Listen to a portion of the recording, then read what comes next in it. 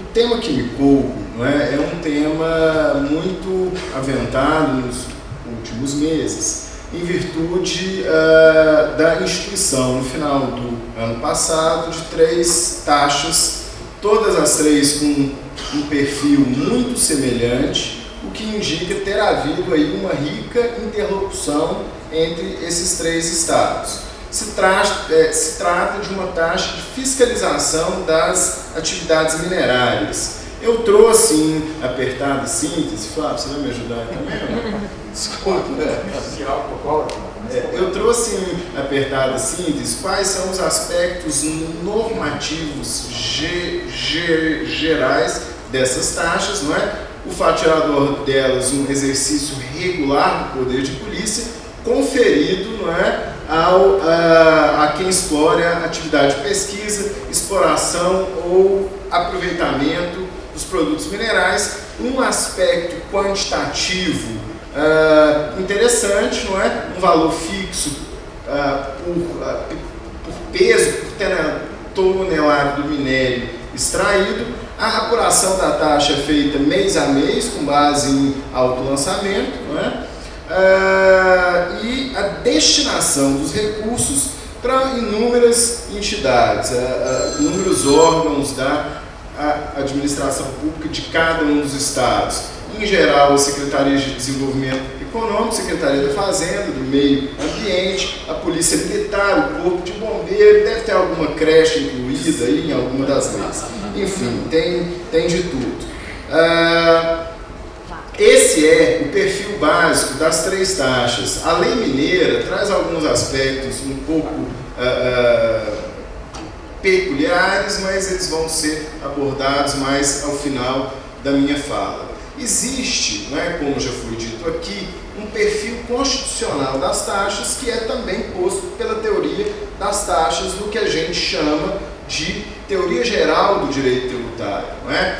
E em relação especificamente a essa taxa, há uma necessidade óbvia, não é, como fato gerador dela, um fato gerador vinculado à ação do Estado, de que tenhamos de fato desenvolvimento, não é, de uma ação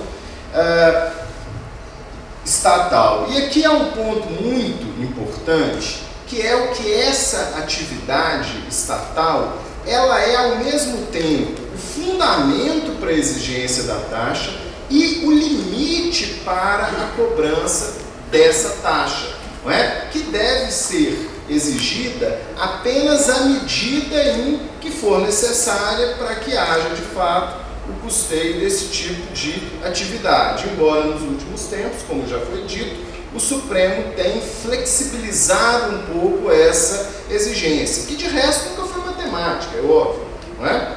Bom, e daí, não é? Daí porque a doutrina, não é, afirma que essa destinação ela é um elemento importante, estrutural nas taxas, e eu vou voltar a esse tema, que me parece ser muito importante, que é o da função constitucional dos tributos.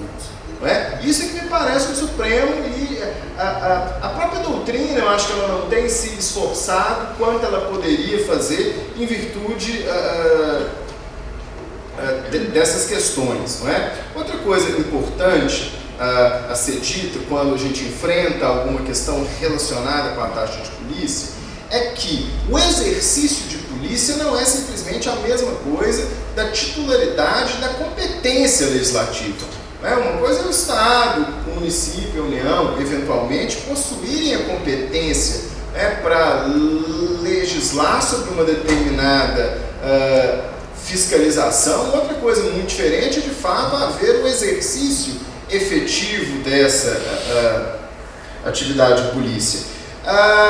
E agora, já, iniciando a análise, dessas 3 taxas, é muito importante, a gente dizer que o direito tributário, como bem disse o professor Orvá, é um direito de sobreposição. Portanto, nós frequentemente analisamos várias condutas que estão regulamentadas já em outros ramos do direito e conferimos a essas condutas efeitos tributários próprios. Esse é o caso. A taxa do exercício do poder de polícia, ela pressupõe que haja uma regulamentação administrativa desse exercício do poder de polícia, tá certo? Portanto, eu não quero aqui, né, discutir com os senhores, porque eu acho que não é o ponto mais importante, se há no artigo 23 da Constituição a competência administrativa comum para que os estados possam instituir ou não a taxa. Não me parece esse ser o centro da questão, embora é óbvio, não é, numa eventual discussão judicial dessas taxas, o que já está havendo nesses 3 estados, é claro que se alega toda a sorte de argumentos possíveis. Agora, isso não é o ponto principal na minha opinião. Na minha opinião, nós devemos nos fazer, ao discutir a questão, não é, da atividade administrativa desenvolvida ou não por esses estados, algumas perguntas que são, na minha opinião, essenciais. São essas as perguntas. Não é, acho que não, Flávio, a próxima. Aí, né? Ou seja, existem parâmetros de fiscalização para que esses 3 estados possam, né, exercer essa tarefa? Não existem. Esse é um dos grandes problemas. Ou seja, esses estados, eles são competentes para interferir na autorização ou na concessão de direitos minerários? Não. Esses estados são competentes para condicionar, para limitar, para, enfim, restringir, né, a utilização, o gozo desses direitos? Não. Esses estados são competentes para legislar sobre exploração de minas, de jazidas? Também não. Ou seja, esses estados podem limitar de alguma forma essa atividade, limitar a quantidade, né, de produto produzido ou algo que o valha? Não. Então a pergunta é simples. Ora, não há nenhuma determinação de conduta por parte desses estados. Esses estados não têm uma legislação própria na qual a conduta dos contribuintes que desenvolvem essas atividades foi determinada. Ora, se eu não tenho um padrão de conduta a ser, né, exigido, eu vou fiscalizar o quê? Essa é a grande pergunta.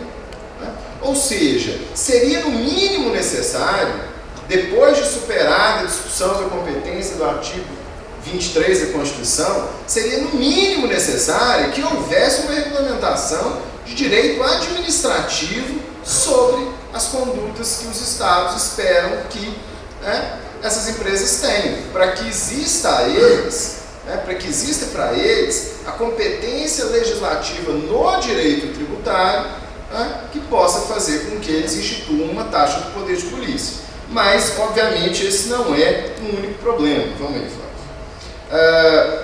O fato gerador, né, de todas as taxas do poder de polícia, ele sempre, né, vai ser a restrição, um limite ou um condicionamento do exercício de um direito ou liberdade, como bem já foi dito.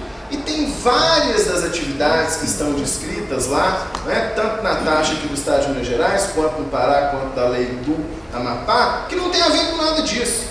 Né? Se os senhores forem observar algumas atividades que lá estão, são atividades de coordenação, de levantamento de dados, de busca, de tratamento de informações relacionadas com essas atividades. E ainda de planejamento, né, de diretrizes para atividade minerária, enfim. Essas leis, elas puseram, né, atividades bem genéricas, como se fossem essas as atividades de fiscalização que seriam desenvolvidas, não é, por esses estados. Dentre essas atividades, nós temos ainda algumas atividades que são próprias da fiscalização ambiental, não é? Para as quais já existem outras taxas que são exigidas por outros órgãos. Então, me parece ter havido ainda uma sobreposição de incidências e de atividades também, não é? O que já trouxe muito problema, inclusive no caso de fiscalização ambiental, não é? Não é incomum a mesma fiscalização gerar vários problemas e auto-infração estadual, federal, aquela confusão toda. Agora, o principal problema, não é? Para não me alongar muito, da taxa de fiscalização das atividades mineradas é a relação existente entre a receita e a despesa, certo? Ou seja, o principal problema está, Flávio, um antes, um depois, por favor. O principal problema está na base de cálculo das taxas e a medida da ação do Estado. Os senhores todos sabem que é lição simples da teoria geral do direito tributário, que a base de cálculo dos tributos ela serve para confirmar a espécie tributária que nós temos diante de nós. Não é? Nesse sentido, a base de cálculo dos impostos deve medir a capacidade contributiva, porque o imposto é um fato gerador não vinculado. Já nas taxas ocorre exatamente o oposto. Como nas taxas o fato gerador é uma atividade vinculada à ação do Estado, a base de cálculo ela tem que medir essa atividade estatal de alguma forma. No caso, nós estamos falando de uma atividade de fiscalização. Portanto, é necessário que essa atividade de fiscalização seja medida de alguma forma. Agora, ninguém exige, por óbvio, que essa medida seja tenha uma precisão matemática. Óbvio que seria impossível. Mas é claro que se espera, e existem vários julgados do Supremo nos quais se admite essa dificuldade dessa precisão, mas se espera alguma vinculação razoável entre a taxa que é exigida e o custo que o Estado tem efetivamente para realizar o poder de polícia. O problema é que essas leis, elas, na verdade, contornaram,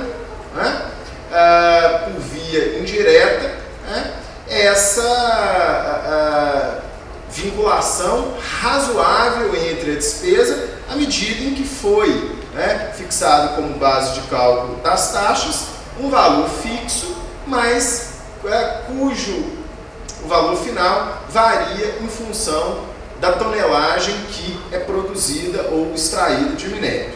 Não é?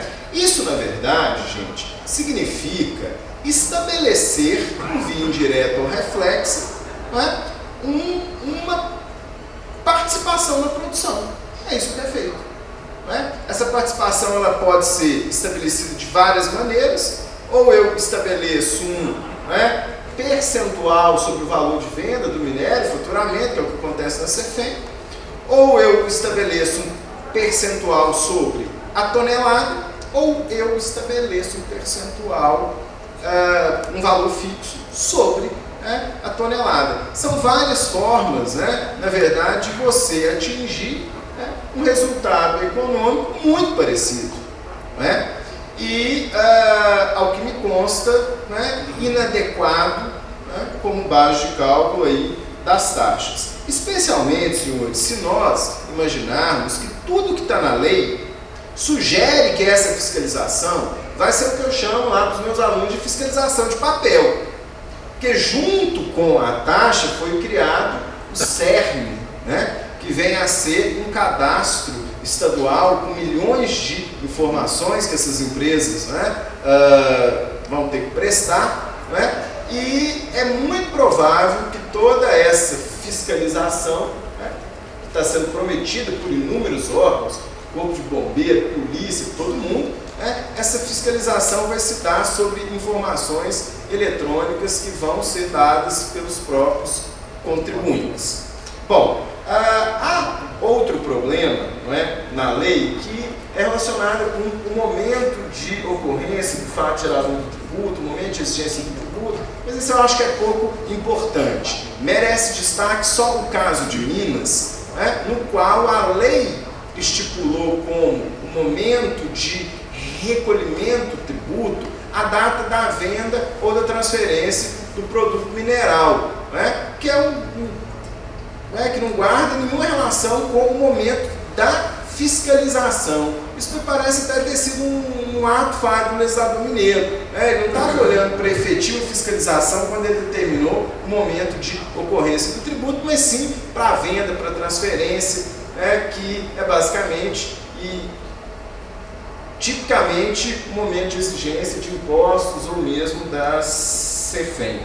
Eu passa dois só, Flávio, para não me alongar muito. Eu trouxe algumas isenções, benefícios que foram dados pela Lei Mineira, mas me parece que a previsão da arrecadação, o custo da fiscalização e a razoabilidade me parecem ser os maiores problemas. É possível, não é, você prever a arrecadação da taxa? Sim, a grosso modo, sim. O Estado, inclusive, fez isso em várias entrevistas em jornais de representantes e tal. Os contribuintes pelas suas entidades de classe também já fizeram algumas sugestões. Essas sugestões todas, né, elas giram em torno de 400 milhões a meio bilhão por ano, certo? Essa é uma estimativa, a grosso modo, né, enfim, uma conta de padaria, né, da estimativa de arrecadação da taxa. Que padaria.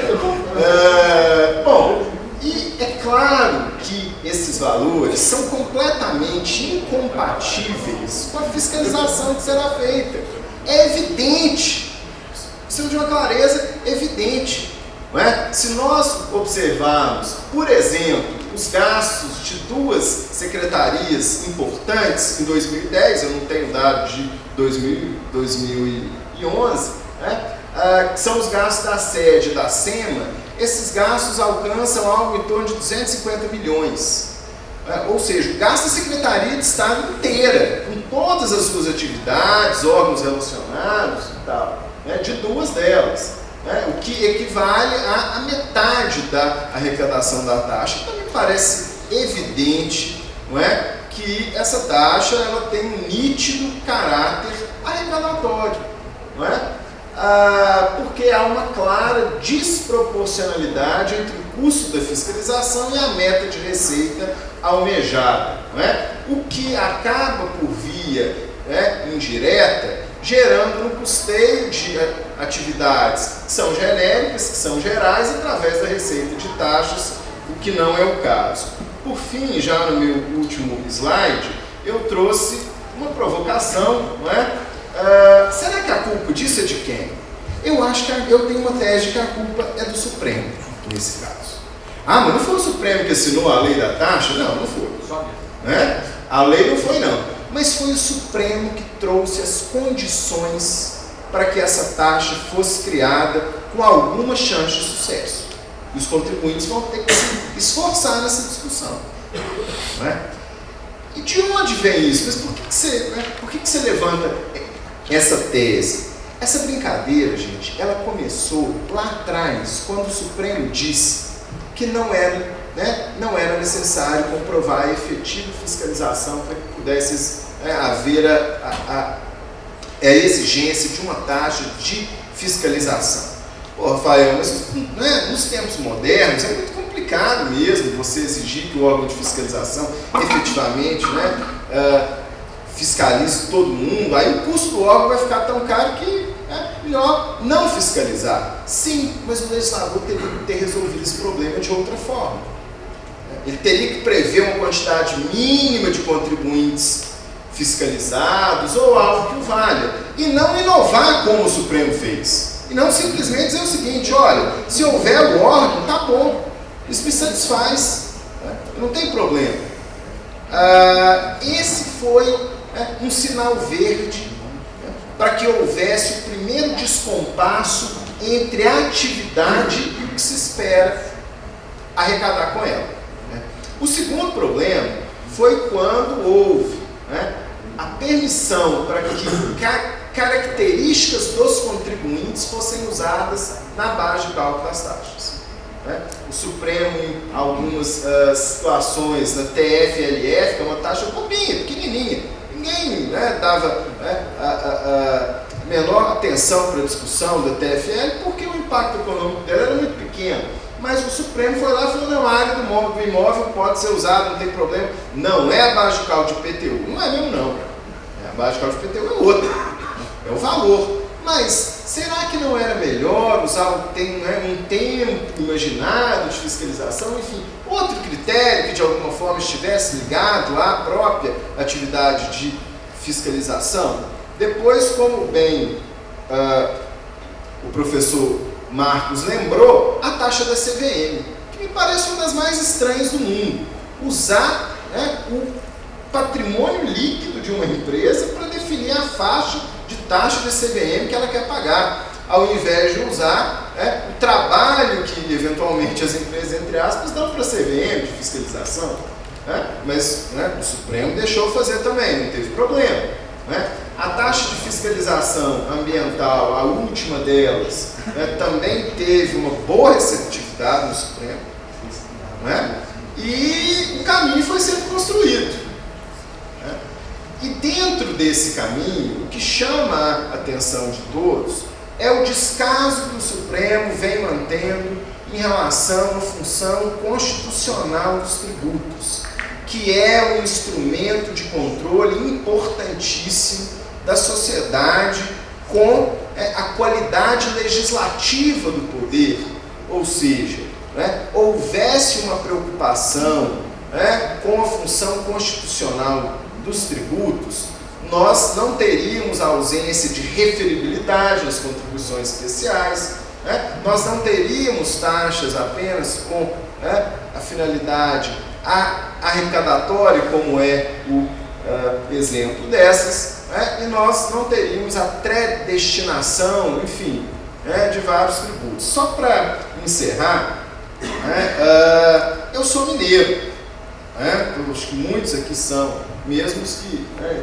estão momentaneamente no Rio de Janeiro, que sabem por um bom tempo, fiquem lá. Então, me preocupa muito a situação do Estado de Minas Gerais no panorama da divisão dos royalties dos minérios. Acho que nós todos estamos atentos a esse ponto.